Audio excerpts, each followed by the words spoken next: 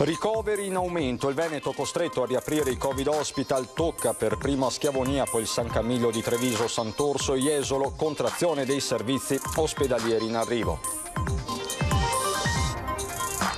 Zona gialla sempre più vicina, probabilmente la settimana di Natale, intanto Zaia parla di cortocircuito sul tema dei controlli del Green Pass sui bus, va rivista la norma, dice. Dopo il quarantenne vicentino sequenziato un altro caso di variante Omicron, stavolta in una donna di 77 anni di Padova. Intanto l'istituto zooprofilattico coltiva la mutazione per verificare la resistenza del vaccino. È morta la madre della triestina Novax in gravidanza, ricoverata in condizioni critiche all'ospedale di Verona. L'intera famiglia che ha rifiutato in massa la vaccinazione è stata contagiata. 45enne pakistano ipnotizza e narcotizza la trentenne titolare di un negozio della Bassa Padovana per poi abusare di lei. L'uomo è stato arrestato dai carabinieri.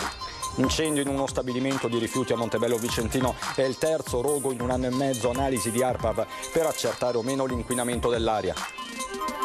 Inaugurato Jesolo il presepio di ghiaccio più grande d'Italia, una quindicina di statue a grandezza naturale plasmate da circa 10 tonnellate di ghiaccio in una teca refrigerata a meno 12 gradi. Bentrovati, buonasera telespettatrici, telespettatori di Antenna 3. In primo piano per questa edizione regionale l'annuncio del governatore del Veneto Luca Zaia. Riapriranno infatti i Covid hospital in tutta la regione. Questo a fronte dell'aumento del contagio ma soprattutto dei ricoveri. Si inizia da Schiavonia nel Padovano, poi sarà la volta del San Camillo di Treviso. Dobbiamo comunque prepararci anche al peggio se dovesse arrivare, come abbiamo sempre fatto in questi mesi. Ci stiamo attivando per l'apertura dei Covid hospital. La Regione torna a blindare gli ospedali e riconvertire alcuni in nosocomi in Covid hospital. Per Schiavonia, annuncia Zaia, è questione di ore. Il 9 dicembre sarà invece la volta del San Camillo di Treviso, stesso destino per Sant'Orso, Jesolo e Villafranca. Cioè non è che ci sono alternative, abbiamo già capito che questi sono pazienti molto complicati, con una patologia che ha bisogno di cure intensive e di alta qualità. Non è che possiamo pensare di metterli nell'ex ospedale di Monselice chiuso. Alternative, dice Zaia, non ce ne sono, lo dicono i dati. In Veneto i positivi salgono a più di 40.000, la pressione ospedaliera di conseguenza cresce, più 72, i pazienti in area non critica, più 10, quelli in terapia intensiva. Il Veneto resta bianco, ma secondo i calcoli del governatore Zaia, se i numeri rimarranno questi, passerà in giallo dal 20 nella settimana di Natale. Su questi numeri la popolazione non vaccinata pesa 6 volte tanto quella vaccinata. 6 volte maggiore è l'impatto dei non vaccinati nei ricoveri. Riaprono i Covid hospital, dunque contemporaneamente è annunciata anche la contrazione di alcuni servizi come la chirurgia del weekend. Padova in fase 3 con Treviso a stretto giro, con incidenza di 400 positivi su 100.000 abitanti, Asolo 600 positivi su 100.000 abitanti. Significa che il primo servizio a saltare sarà quello del pronto soccorso. Il pronto soccorso ma diventa un punto di primo intervento e le emergenze vengono dirottate in altri ospedali, in azienda ospedaliera o in altri ospedali. Appena scatta, questa è la cosa principale. Guardate che per noi sono scelte dolorose queste. Pur braccato dalla vaccinazione, ammette Zaia, questo virus ci sta mettendo ancora sotto pressione.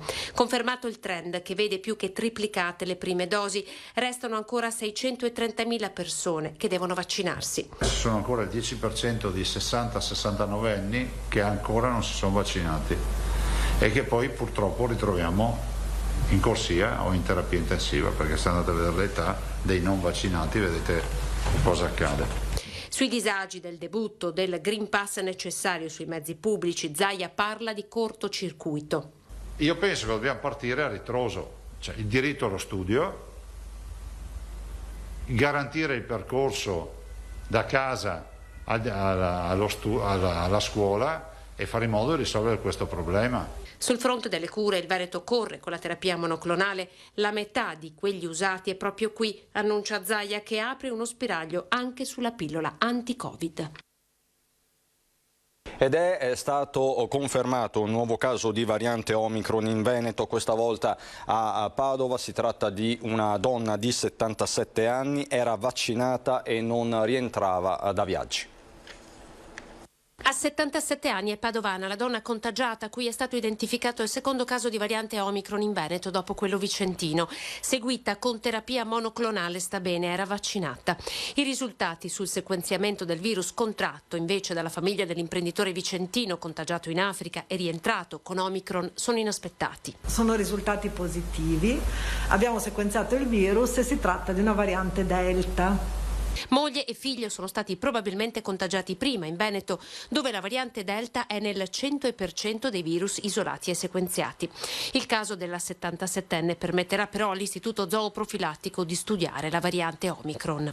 Ovviamente stiamo cercando di isolarla, nel senso di farla crescere e moltiplicare il virus, e questo ci permetterà di saggiarla contro diversi sieri di persone vaccinate, guarite, insomma nelle varie casistiche. Omicron diventa così un'opportunità. Il virus sarà isolato e fatto crescere, da qui lo studio diventerà disegno sperimentale, capace di prevedere le future casistiche quando Omicron si diffonderà anche in Veneto. Di quello che noi ci aspettiamo è comunque una gradualità, una diversità di efficacia, assolutamente non ci aspettiamo che non ci sia copertura. Obbligo vaccinale, terza dose per un Natale più sicuro e immunizzazione dei bambini. A fare il punto è l'immunologa Antonella Viola. Se vogliamo uscirne veramente fuori definitivamente, l'unica strada è quella di vaccinare il più grande numero possibile di persone al mondo, perché altrimenti sappiamo che se vacciniamo soltanto i paesi europei, i paesi ricchi, poi il virus cambia nel resto del mondo, come è successo adesso con la variante Omicron. Se circola troppo il virus cambia e continua a mettere in crisi il sistema sanitario, l'economia e la socialità. L'obbligo vaccinale, secondo l'immunologa Antonella Viola, è la strada più giusta e coraggiosa da intraprendere. Se vogliamo tornare alle nostre vite, forse dobbiamo veramente cominciare a pensare a un obbligo, come è stato fatto una volta con il vaiolo. Necessario vaccinare anche i paesi più poveri per impedire che sviluppino nuove varianti più aggressive. Importante partire anche con la vaccinazione ai bambini più piccoli, si parla già di inizio 2022. I vaccini sono sicuri, questo è il fatto, noi non staremmo a discuterne se avessimo dei dubbi sulla sicurezza dei vaccini. Qui abbiamo un virus pericoloso e dei vaccini sicuri, per cui non c'è veramente nulla da discutere. Speriamo che presto ci sia l'approvazione anche per il vaccino per i bambini più piccoli, che sono tra l'altro quelli molto piccoli più a rischio. La terza dose di vaccino ci può garantire un Natale più sicuro. Dovremmo fare attenzione. Io ho fatto per esempio la terza dose prima di Natale, così come lo sto facendo fare ai miei genitori e a tutta quanta la famiglia, proprio per poter fare finalmente un Natale con i genitori, quindi non lasciarli da soli come l'anno scorso, ma invece stare tutti insieme. Io non farò entrare in casa mia ho amici e persino qualche parente Novax, ma non entrerà a casa mia a Natale, perché voglio proteggere non solo la mia stessa salute, ma voglio proteggere quella dei miei genitori soprattutto. Ai Novax che manifestano, ecco cosa risponde. A chi manifesta devo dire che basta, che ci siamo stancati, perché stanno veramente godendo delle libertà, no? Di uscire, di andare per strada a manifestare solo ed esclusivamente perché noi ci siamo vaccinati.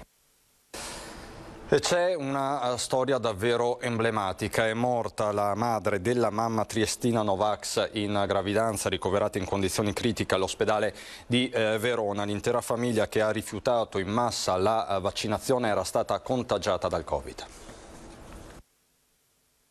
È morta di Covid la madre della Novax triestina in gravidanza, ricoverata in condizioni critiche all'ospedale di Verona. Si tratta della 68enne Mara De Luca Masè. Era ricoverata nel reparto di terapia intensiva dell'ospedale di Catinara per le complicazioni conseguenti alla contrazione del virus. Purtroppo per la donna, non vaccinata come la figlia e ricoverata da 20 giorni, non c'è stato più nulla da fare, nonostante gli sforzi messi in atto dallo staff medico. Nel reparto pneumo-Covid dell'ospedale Giuliano era stato trattato per lo stesso motivo anche il marito. L'intera famiglia infatti si è rifiutata di farsi vaccinare. Le condizioni della figlia di 45 anni erano peggiorate velocemente attorno al 20 novembre. Era stata preventivamente trasferita all'ospedale Borgo Trento di Verona, dove i medici hanno fatto ricorso all'ECMO, il dispositivo che permette la circolazione extracorporea al fine di aumentare l'ossigenazione del sangue. Nel veronese infatti era già stata trattata con questa terapia una paziente in gravidanza risultata positiva al coronavirus.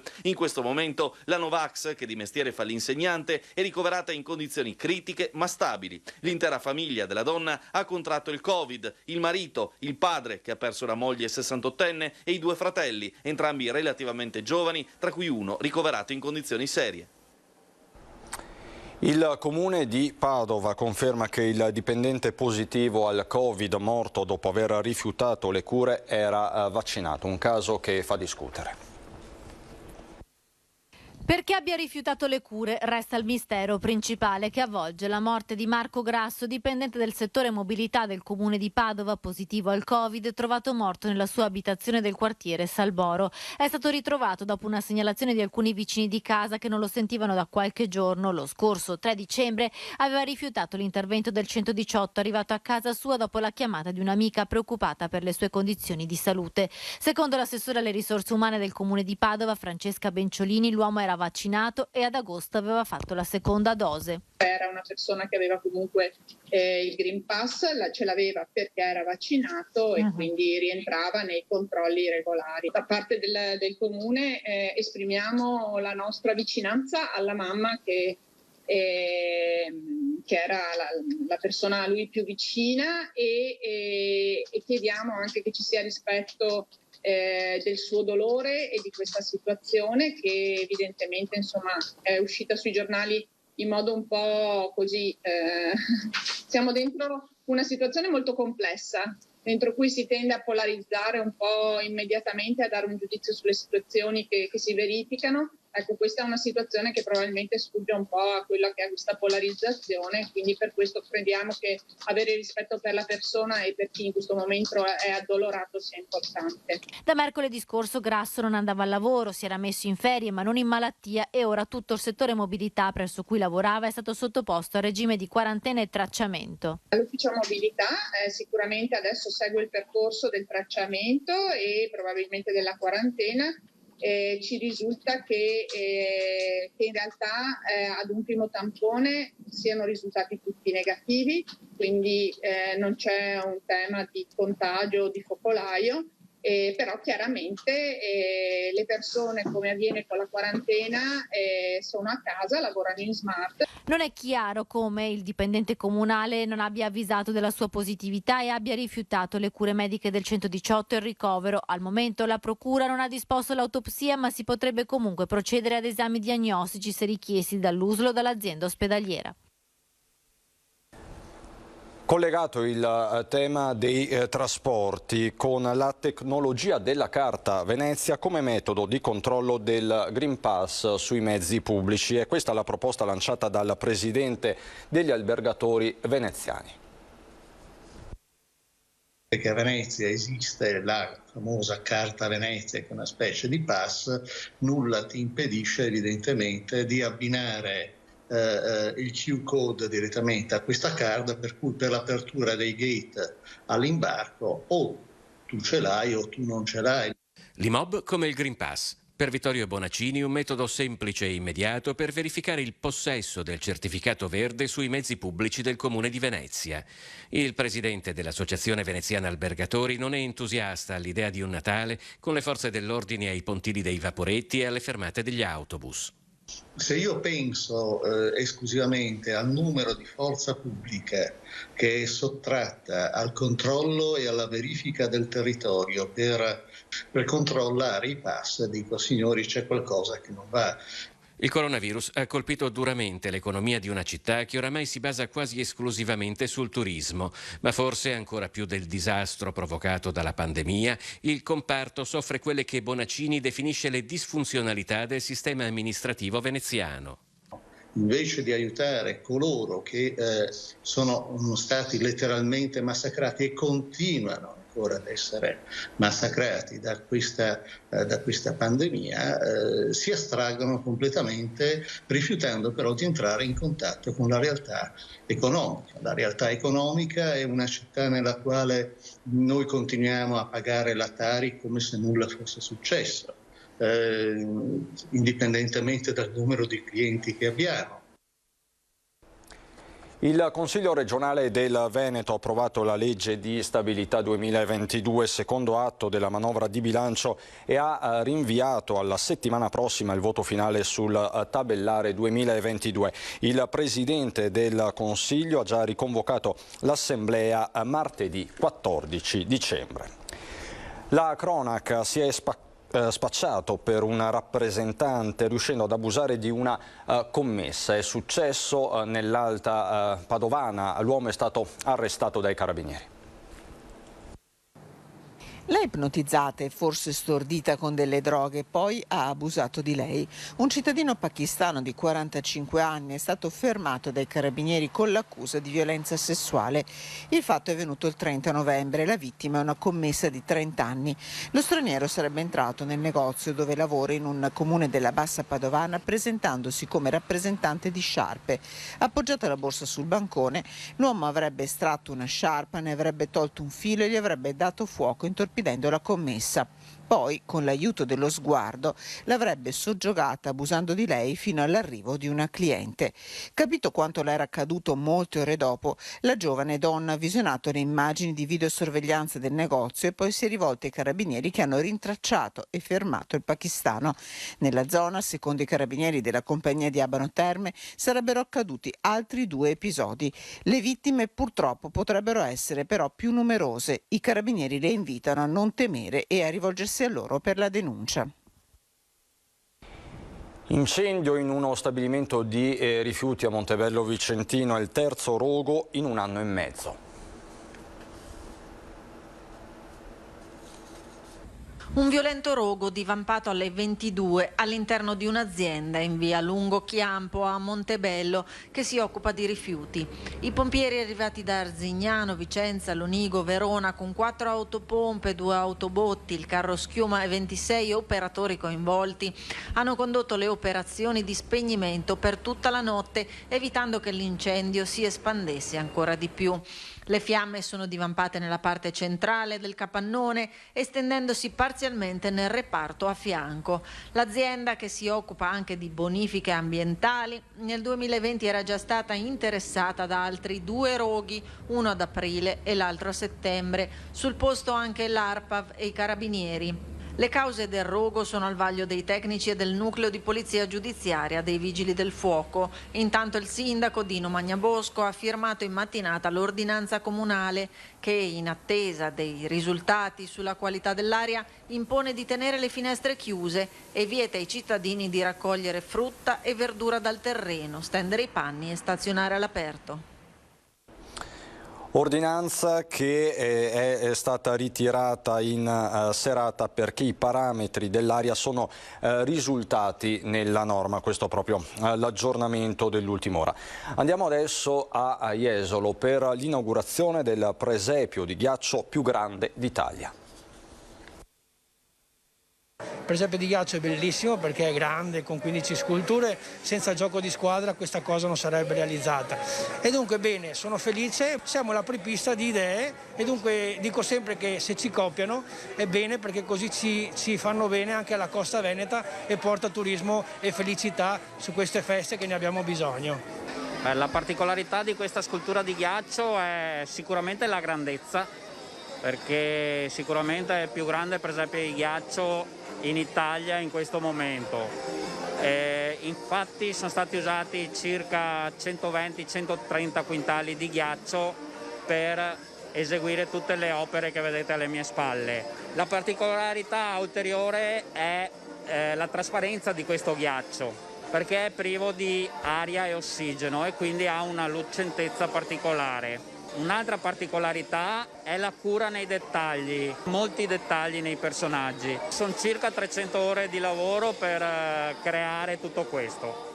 Il presepe di ghiaccio è stata una scommessa, l'abbiamo voluto e desiderato per tanto tempo. L'anno scorso non è stato possibile realizzarlo a causa della pandemia. Quest'anno finalmente il presepe c'è. Ed è bellissimo. Il presepe è la vera testimonianza della pace e della concordia e quindi anche avere questo presepe di ghiaccio qui nel centro storico di Jesolo è sicuramente un grandissimo risultato del distretto. E a proposito di presepi, vi ricordo che è tornata la nostra rubrica Il tuo presepe. Voi telespettatori potrete raccontare con le immagini la vostra creazione. Manderemo in onda i video che ci invierete su WhatsApp al numero 351 1755 340. Lo vedete in sovrimpressione. Ci raccomandiamo che i filmati siano della durata di almeno 20 secondi e le riprese fatte in orizzontale. Specificate anche il vostro nome, cognome, comune di residenza e potete anche registrare dei vocali, degli auguri e mandarceli, li manderemo ovviamente in onda. Non ci sono particolari aggiornamenti dell'ultima ora dal Veneto e quindi tutto, vi lascio alle previsioni del tempo, buon proseguimento.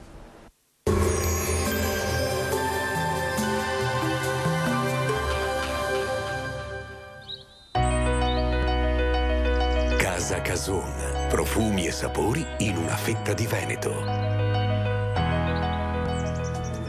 Benvenuti al meteo. Una forte perturbazione raggiunge l'Italia 8 dicembre con maltempo e locali nevicate che potrebbero raggiungere anche le zone di pianura, ma diamo uno sguardo più approfondito. Sul Veneto cielo molto nuvoloso con precipitazioni in arrivo da ovest, più diffuse e significative nel pomeriggio con dei rovesci, un po' più consistenti sulle zone centro-settentrionali. Neve copiosa sui rilievi localmente fino a fondovalle, sui colli a tratti non si esclude anche sulle aree pianeggianti centro-settentrionali mista a pioggia qui. Temperature minime tra -2 e 2 gradi, massime sui 2-9 gradi all'incirca. Ci spostiamo ora sul Friuli Venezia Giulia, tempo decisamente variabile, anche qui al mattino sarà coperto ma più asciutto, poi rovesci ovunque con neve a bassa quota sui rilievi. Temperature minime tra 1 e 2 gradi, massime sui 4-10 gradi all'incirca. Infine diamo uno sguardo al Trentino Alto Adige dove la grafica è molto eloquente e ci mostra la neve che scenderà abbondante fino al piano. Temperature minime intorno a -1-0 gradi, massime intorno invece a 1-2 gradi all'incirca. Dal meteo per ora è tutto, vi auguro un buon proseguimento con Antenna 3.